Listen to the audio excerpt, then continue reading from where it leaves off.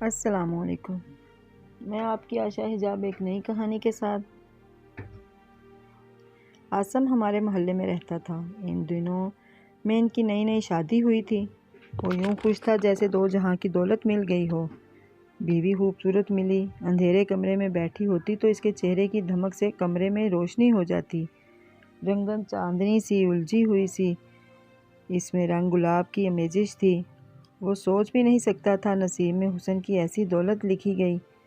وہ اب اس دولت کا بلا شرکت غیر مالک تھا۔ اب اس کی منقوہہ تھی۔ ہوتا یہ ہے کہ چمکتی دھمکتی صورت ایک جھلک دیکھ کر ہی بہت سے دل بے چین ہو جاتے ہیں۔ بیوی اگر خوبصورت اور وفادار بھی ہو تو دوسروں کی نظروں میں اس قدر قابل ستائش ہوتی ہے کہ آخر حسن مغرور ہو ہی جاتا ہے۔ صوبیہ مغرور تو نہ ہوئی لیکن محلے بھر کی عورتوں کے منہ سے اپنے حسن کے قصیدے سن کر شوہر کے سامنے اترائی سی پھرنے لگی۔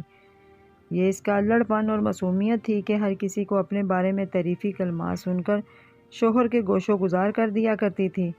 تب اس کا شوہر پنچا کر رہنے لگا۔ اس کی اسے بلا شرکت غیر دولت لٹ جانے کا دھڑکا سا لگ گیا۔ سوچتا یہ کہیں میری بھول تو نہیں تھی، اس کو اپنی ملکیت سمجھ بیٹھا ہوں۔ ممکن ہے کہ ایسا نہ ہو۔ اس دھڑکے نے اس کو وہمی بنا دیا۔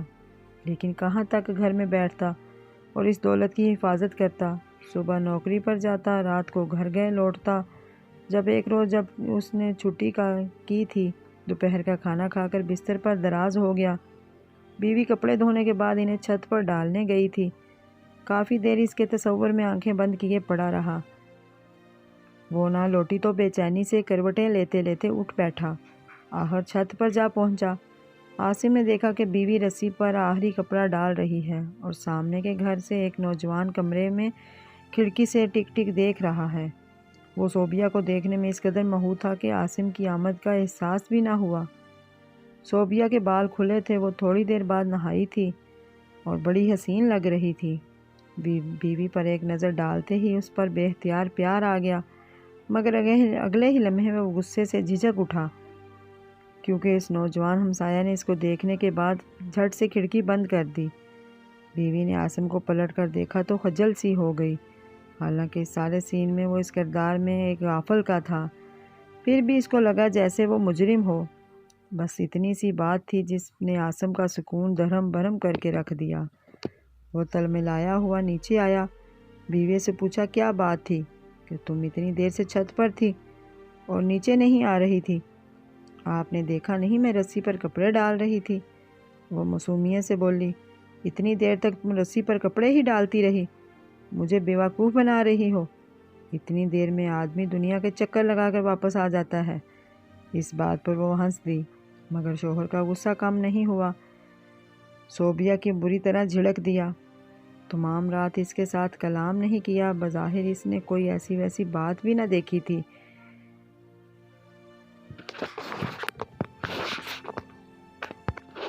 مگر دل میں شک شبہ کی بھٹی سلگ اٹھی تھی۔ دونوں میں عاصم کی حالت عجیب ہوتی گئی۔ دفتر میں سارا دن اس کی طرف دھیان بھٹکتا، سوچتا کہ میری غیر موجودگی میں وہ چھت پر گئی ہوگی، اس نے نوجوان میں دلچسپی لیتی ہوگی، دنوں میں کچھ اشارے کیے ہوں گے، یا خبر یہ دونوں میرے ہی گھر میں ملتے ہوں، یا میری بیوی اس نوجوان کے گھر چلی جاتی ہو جو اس کے اپنے کمرے کی کھڑکی سے تکتا رہتا ہے۔ یہ سوچ کر اس کا سر گھومنے لگتا، کام نہ ہوتا اور طبیعت کی خرابی کا بہانہ بنا کر وہ سیدھا گھر کی طرف بھاگتا۔ اس طرح شوہر کی اچانک آمد سے صوبیہ حیران رہ جاتی، حالانکہ ہمیشہ وہ گھر پر موجود ہی ملتی، مگر وہ سوچتا کہ شوہر کپڑے پہنے بیٹھی ہے، لگتا ہے ابھی کہیں سے آئی ہے۔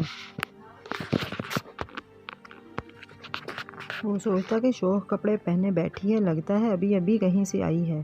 یقیناً یہ سامنے والے گھر میں اس لڑکے سے مل کر آئی ہوگی۔ اپنے گیٹ سے نکل کر چھپاک سے سامنے والے گیٹ میں جا گھسنے میں دیر کتنی لگتی ہے؟ تب وہ اس کو خریدتا، ڈھکے چھپے الفاظ میں پوچھتا کہ تم کہاں گئی تھی؟ کیا جلد لوٹ آئی ہو؟ وہ یہی جواب دیتی کہ میں تو کہیں نہیں گئی۔ کسی کو وہ بتا بھی نہیں سکتا تھا کہ ان دونوں میں اس طرح کی کیا حالت گزر رہی تھی۔ وہ تو اب جیتا تھا نہ مرتا تھا۔ اتنے وسائل نہ تھے کہ وہ گھر چھوڑ دیتا اور کوئی دوسرا مکان کرائے پر لے لیتا۔ اگرچہ یہ مکان چھوٹا سا تھا اور وراثت میں ملا تھا، یہ بھی ممکن نہ تھا کہ اس نوجوان ہمسائے کو ہی اس گھر سے چھوڑنے پر مجبور کرتا۔ وہ لوگ برسوں سے وہاں رہ رہے تھے، یہ ان کا ذاتی گھر تھا۔ کلیم کے بڑے بھائی کا تبادلہ ہونے کے باعث سارا کنبہ سیالکوٹ چلا گیا تھا اور یہ نوجوان تعلیم کی خاطر یہاں رکا ہوا تھا۔ چھپ چھپ کر جاسوسی کرنے کی کوشش میں ہر طریقے سے چاہا کوئی ثبوت ملے، کوئی شک شبہ کی ٹھنڈی آگ میں جھلسنے سے بچ جائے۔ خود کو یہاں تک ذہنی طور پر تیار کر لیا کہ اگر بیوی کو اس نوجوان کے سامنے مسکراتے بھی دیکھ لیا تو فوراً طلاق دے دیتا، مگر معلوم تھا کہ اسے اچھی بیوی پھر نہ ملے گی۔ اس اذیت ناک ذہنی کیفیت کے ہاتھوں جیتے جی موت کی کشمکش میں مبتلا تھا، ہر صورت نجات پانا چاہتا تھا۔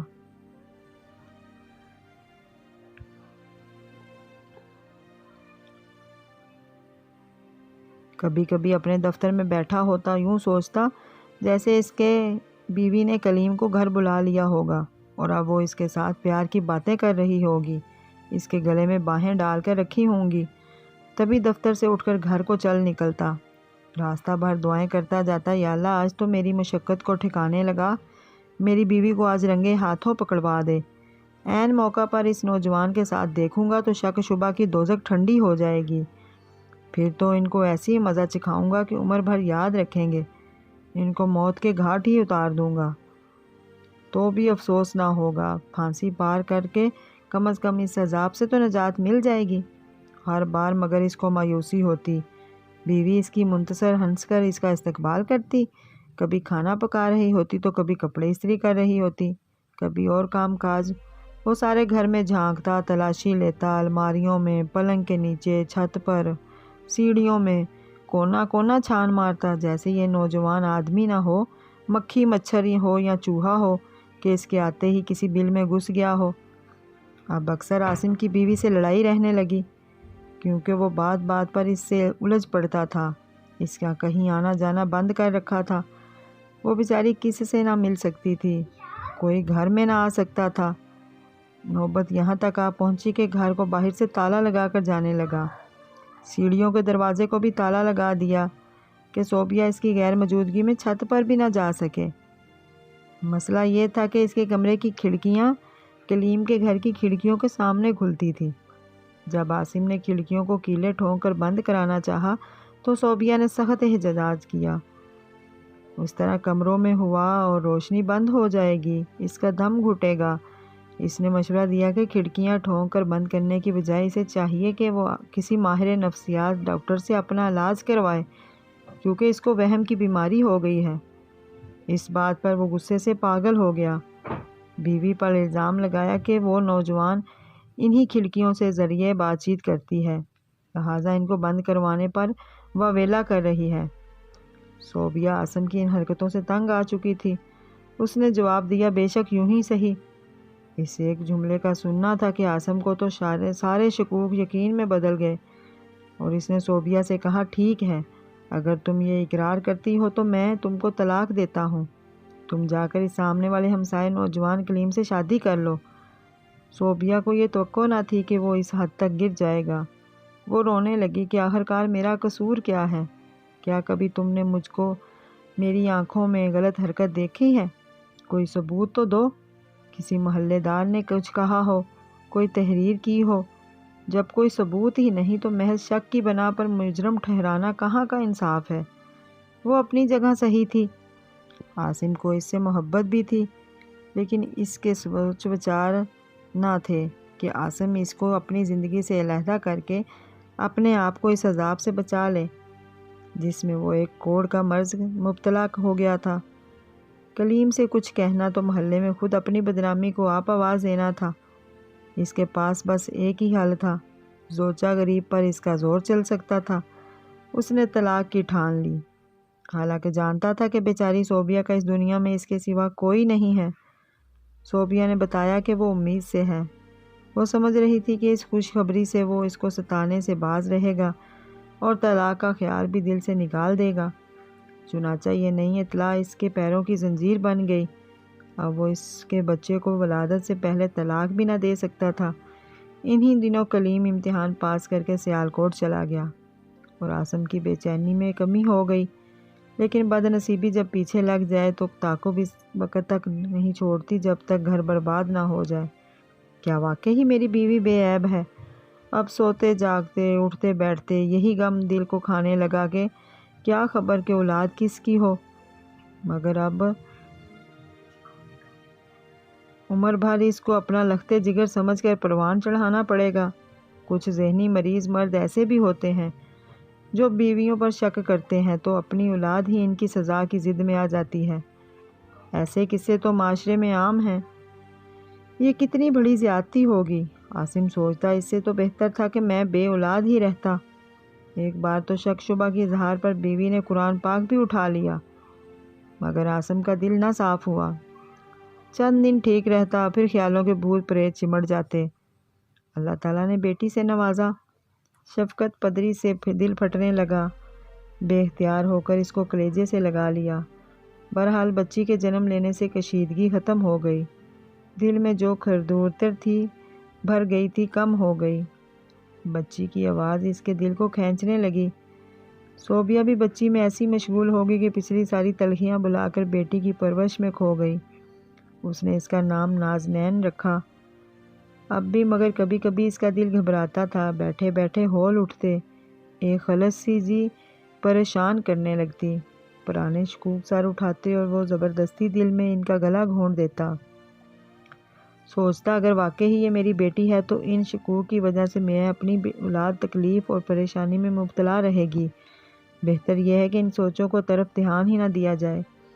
پالنے سے نکل کر نازو گھٹنوں چلنے لگی، پھر پاؤں یوں اس کی ہر ادا میاں جی پر جان نچھاور کرتے رہے۔ گھر میں اس کے لیے بہت سے کھلونے آ گئے، سوتی جاگتی گڑیا، ناچنے والا بندر اور ڈرم بجانے والا بھالو۔ نازو عاصم کی آنکھوں کا تارا اور دل کا سہارا بن گئی۔ اب تو لگتا تھا واقعی پچھلا وہن بھلا چکا ہے۔ اکلوتی بچی تھی، انہیں دنوں میں عاصم کی سوئی ہوئی بدبختی ایک بار پھر جاگ پڑی۔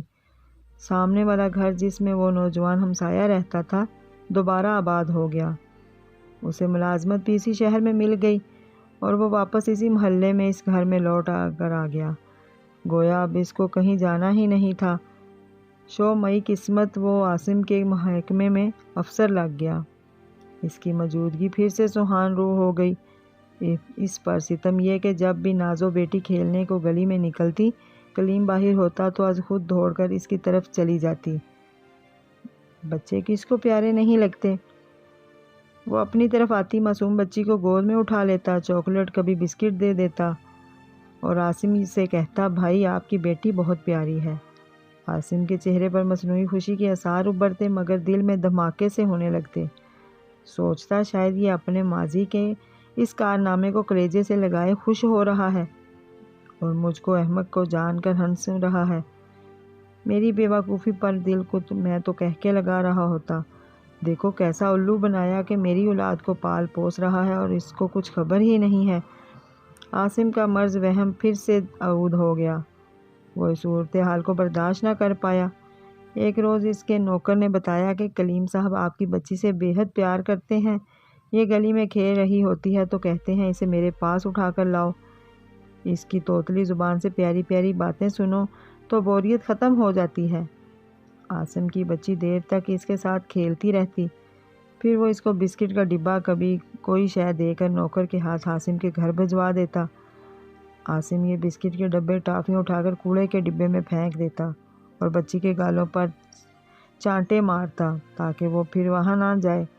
یہ دیکھ کر بیوی بلک اٹھتی، وہ چیخنے چلانے لگتی تو جنونی اس پر برس پڑتا۔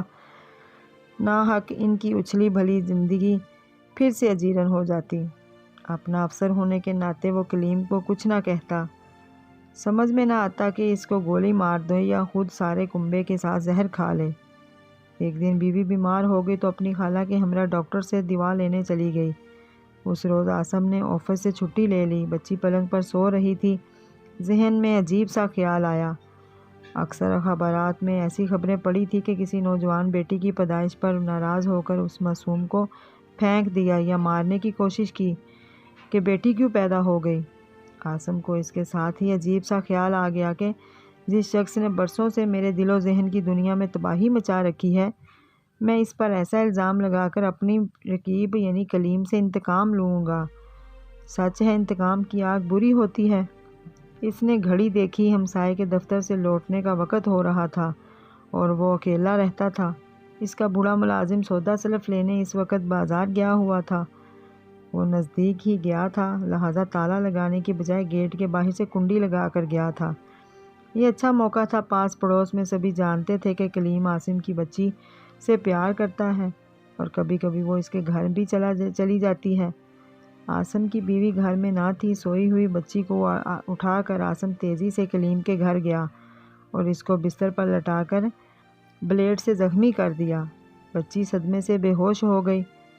ایسا کرتے وقت وہم کا اس پر غلبہ تھا اور اس نے انتقام میں اندھا ہو کر یہ بھی نہ سوچا کہ یہ تو میری اپنی بچی ہے۔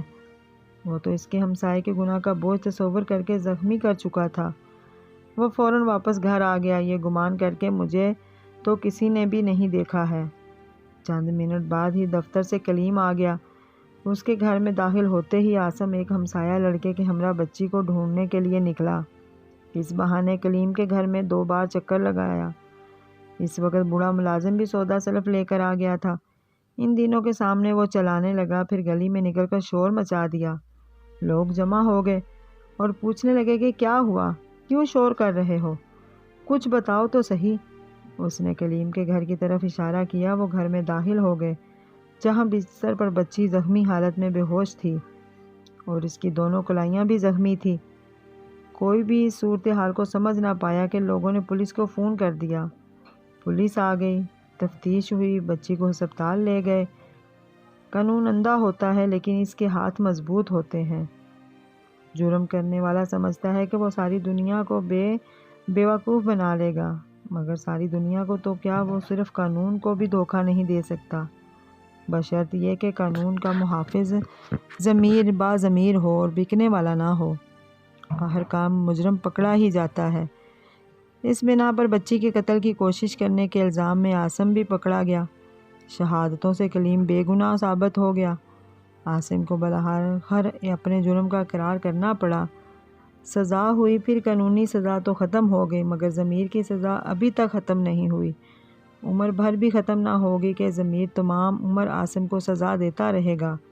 بیوی چھوڑ کر چلی گئی، وہ اس کی صورت دیکھنے کی بھی روادار نہ رہی۔ بیٹی بھی جس کا وہ سامنا نہیں کر سکتا، اس سے نفرت کرتی ہے۔ اسے نفرت کرنا بھی چاہیے کہ وہ اس معصوم کا بھی تو مجرم ہے جس کا اس سارے واقعے میں کوئی قصور نہ تھا۔ خدا نے اس کی زندگی رکھنی تھی، ورنہ اس شخص نے تو انتقام کی آگ میں کوئی کسر نہ چھوڑی۔ سچ ہے کہ ذہنی مریض بظاہر دیکھنے میں ٹھیک ٹھاک معلوم ہوتا ہے، لیکن وہ دراصل ٹھیک نہیں ہوتے۔ جب ایسے لوگ شدید وہم میں مبتلا ہوں یا عجیب و غریب حرکتیں کریں تو ان کا علاج کروانا ضروری ہوتا ہے۔ مجھے لگتا ہے کہ جن کی بیویاں خوبصورت ہوں وہ اکثر لڑکے ایسے مرض کا شکار ہوتے ہیں یا خود اچھے کردار کے نہیں ہوتے۔